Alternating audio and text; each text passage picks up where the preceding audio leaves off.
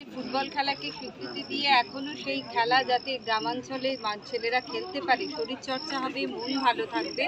এই লোকনাথ সেবা সংঘ যে উদ্যোগ নিয়েছে এটা অত্যন্ত ভালো উদ্যোগ এবং এটা আমার কেন্দ্রের মধ্যে পড়ে এবং 4 তারিখে রেজাল্ট বেরিয়েছে। আমি 5 তারিখের পরেই 6 তারিখ করেছে।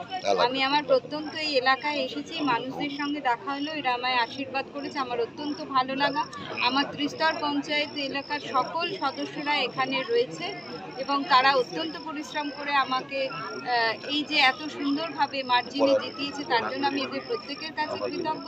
এবং এরা আজকে আমাকে এই অনুষ্ঠানে ডেকে এনে যারা আমায় আশীর্বাদ করেছে, শুভেচ্ছা দিয়েছে, ভালোবাসা দিয়েছে, তাদেরকে আমি আমার কৃতজ্ঞতা জানানোর সুযোগ পেয়েছি এই অনুষ্ঠানে। আমি 80 দিন রাস্তায় ছিলাম, কারণ নির্বাচন ঘোষণা হয়েছে 10 তারিখে 10ই মার্চ। তো সেই 80 দিন রাস্তায় থাকার পরে আমি যে ফল লাভ করেছি সেটা এনাদের কারণে এবং আমি নিশ্চয়ই এই সকল মানুষের পাশে থাকবো, সেবা করব।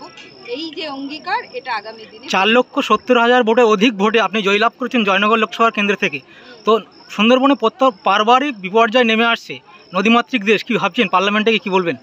না দেখুন, এইটা তো একটা যে সুন্দরবন যে এলাকা, সেখানে যত সাইক্লোন হয়, ঝড় হয়, এখানে আছড়ে পড়ে।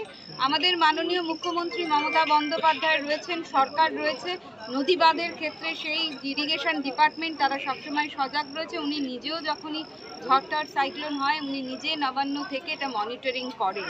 এবারে এই সুন্দরবন সংক্রান্ত বিষয়ে যদি মাস্টার প্ল্যান তৈরি করে কেন্দ্রকে পাঠানো হয়, আমি সুন্দরবনের প্রতিনিধি হিসাবে নিশ্চয়ই সেই মাস্টার প্ল্যান যাতে সাফল্য লাভ করে, অর্থ আসে, তার জন্য প্রয়োজনীয় পদক্ষেপ নেব এবং পার্লামেন্টে এই বিষয়টি তুলে দেব। ধন্যবাদ।